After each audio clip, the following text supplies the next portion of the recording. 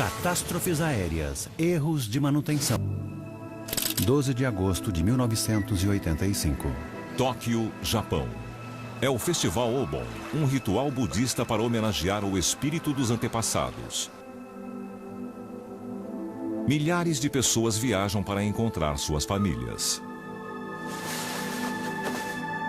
Uma destas pessoas é Ken Miyajima, de 9 anos. Ele vai encontrar com seu avô em Osaka, onde os dois terão um dia especial. O Ken estava indo para Osaka para assistir um torneio de beisebol. Ele estava viajando para ver um dos seus jogadores preferidos. É uma viagem emocionante. Mas Ken enfrenta um grande desafio para um menino tão pequeno. Ele viajará sozinho pela primeira vez.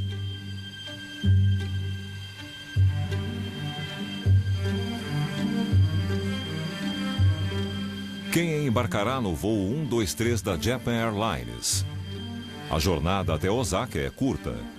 Mas para atender a alta demanda por viagens no período do festival, um Jumbo, um Boeing 747, foi customizado e equipado com assentos extras. 509 passageiros estão a bordo do voo. O plano era adaptar um Boeing 747 especialmente para o mercado doméstico japonês. É um 747 gigante comparado com o que vemos nas rotas internacionais. Na mesma aeronave também estão Kim Matthews, de 28 anos, e sua noiva Mako Nishiguchi, de 25 anos. Kim acabou de se mudar da Grã-Bretanha para o Japão, onde os dois pretendem se casar.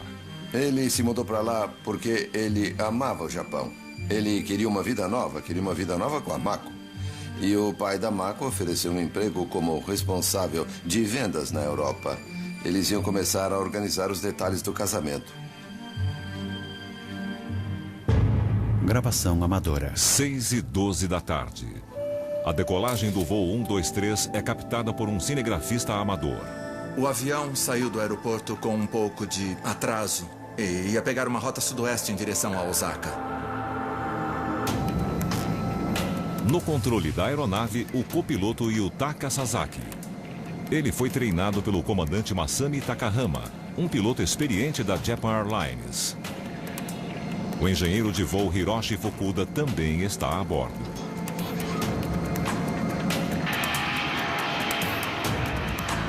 À medida que o avião alcança a altitude de cruzeiro, os passageiros acomodam-se. O Kim não tinha problema em voar. Eu imagino que nessa hora, ele e a Mako estavam pensando na vida que eles teriam juntos. Depois de 12 minutos de voo, houve uma explosão. Há uma descompressão repentina na cabine e o ar é tragado para fora. Mas ninguém consegue identificar onde está a abertura. Alguma coisa explodiu. Ninguém sabia onde tinha sido a explosão.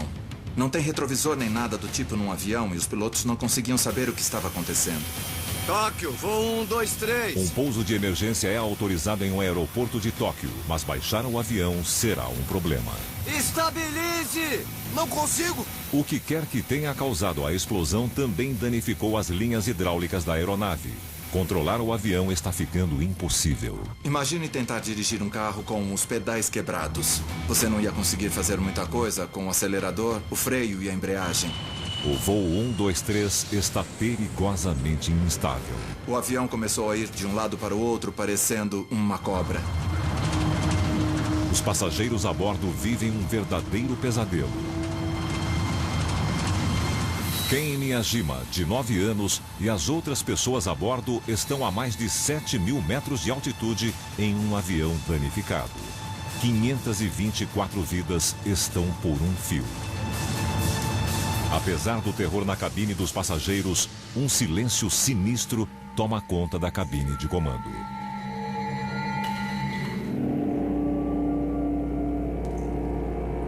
Há uma falta de interesse perturbadora no comandante. Há alguns minutos, a tripulação está respirando a mais de 6.000 metros de altitude sem a ajuda das máscaras de oxigênio. É possível que o comandante esteja sofrendo os efeitos da hipóxia, a privação de oxigênio. A hipóxia pode levar a estágios que vão desde parecer bêbado a ficar inconsciente, mas ela também pode causar fatalidades. Não demora muito até os outros pilotos também parecerem afetados. Acredita-se que basicamente eles estavam perdendo as funções, eles não conseguiam falar. Japan Airlines 123, vocês estão ouvindo? Por favor, respondam.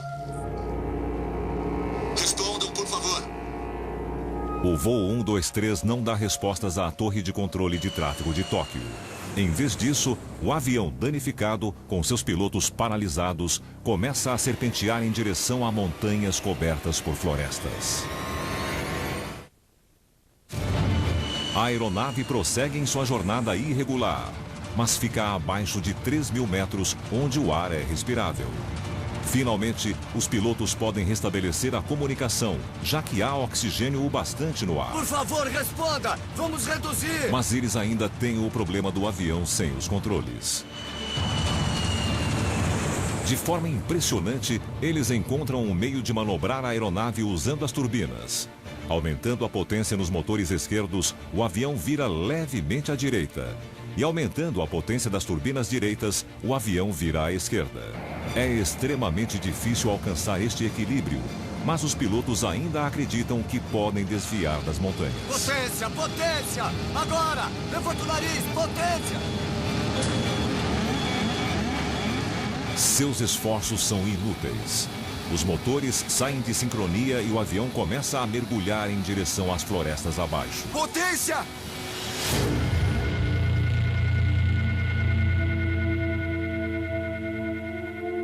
Muitos passageiros precisam aceitar que este é o fim.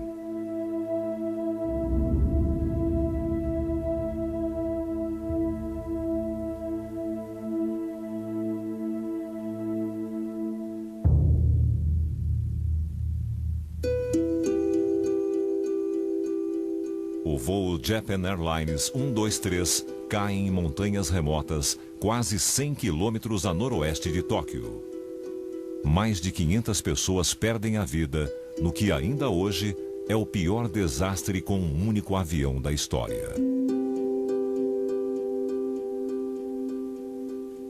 Ainda considerado desaparecido está Ken Miyajima, de 9 anos. A mãe e o pai dele foram até as montanhas, acreditando que o filho ainda estivesse vivo. Eles achavam que, de algum jeito, ele tinha sobrevivido, apesar do que os jornais diziam. Chegando ao cenário de devastação total, os pais de Ken compreendem a realidade.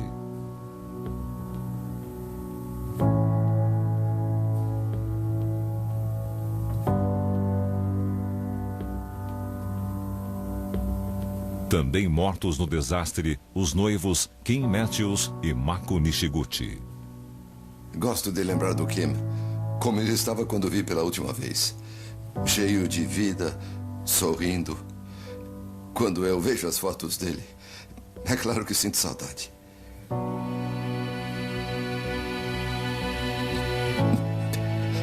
Tudo acabou.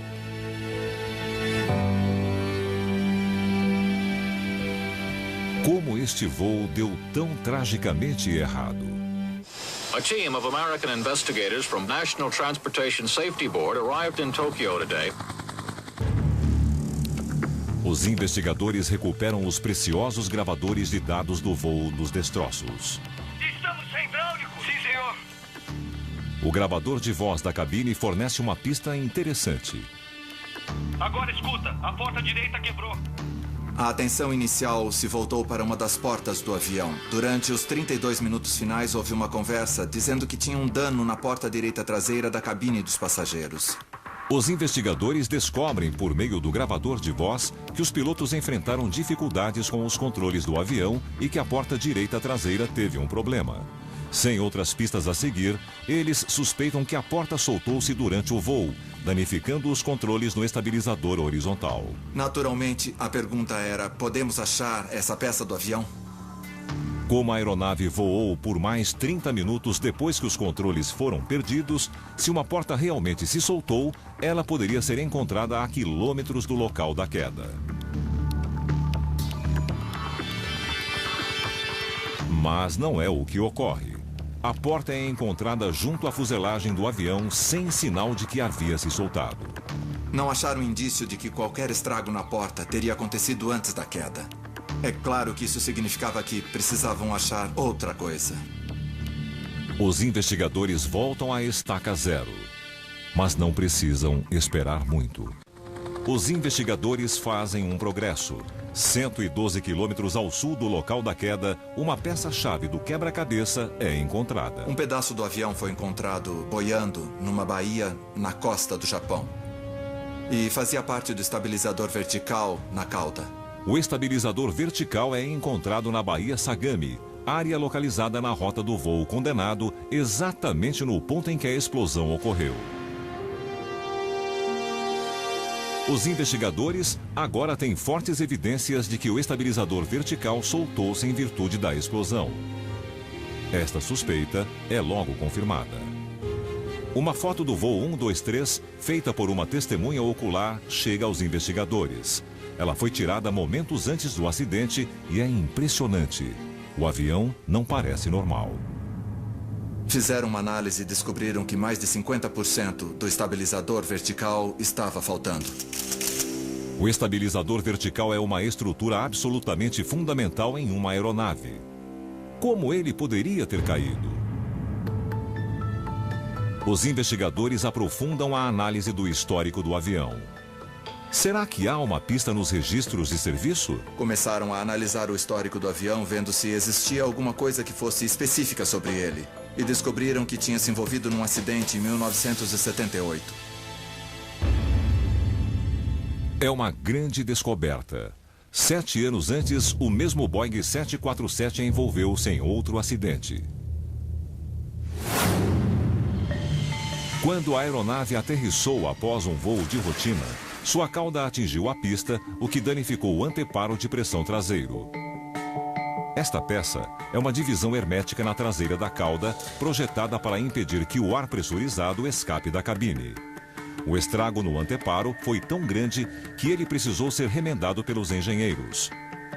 Mas os investigadores descobrem algo muito perturbador. Quando o registro foi analisado, eles viram que o reparo não foi feito do jeito que deveria ter sido. Para fazer o reparo corretamente, a equipe de manutenção deveria incluir uma peça conhecida como chapa sobreposta entre as seções danificadas do anteparo e fixá-la com 3 fileiras de rebites. Mas não foi o que a equipe fez. Em vez disso, os técnicos usaram 2 chapas separadas, prendendo a da base com 2 fileiras de rebites e a do topo com apenas uma. Foi um erro de manutenção grave. Isso enfraqueceu a junta e estimaram que deve ter deixado a peça 30% mais frágil. Com as decolagens e pousos de vários voos, a cabine é pressurizada e despressurizada, o que causa uma flexão imperceptível na fuselagem. Se as juntas que unem as várias partes da fuselagem não estiverem firmes o bastante, esta flexão pode provocar o desenvolvimento de rachaduras. Eventualmente, alguma pressurização será demais e a junta irá romper-se.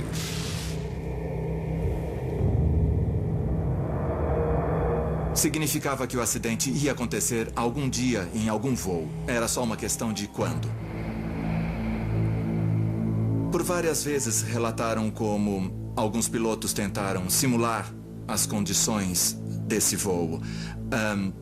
Todos esses relatos apontam para o fato de que onde quer que tenham tentado, nenhum piloto conseguiu ou foi capaz de manter o avião no ar por 32 minutos. Na verdade, a tripulação do voo Japan Airlines 123 fez um trabalho incrível ao manter o avião voando por tanto tempo. É um acidente enorme em termos de número de baixas. Em se tratando de um único avião, é de longe o maior desastre. E, sem dúvida, eu acho que é o Titanic do mundo da aviação. Assim como ocorreu depois do Titanic, ninguém queria outro acidente do gênero. As equipes de manutenção ficaram em alerta. Os procedimentos foram aperfeiçoados. A esperança era de que a história jamais se repetisse.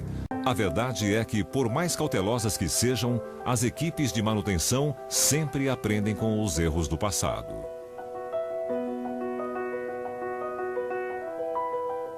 Os futuros passageiros podem apenas esperar que da próxima vez os riscos sejam descobertos no hangar de manutenção e não no ar. Versão brasileira Vox Mundi.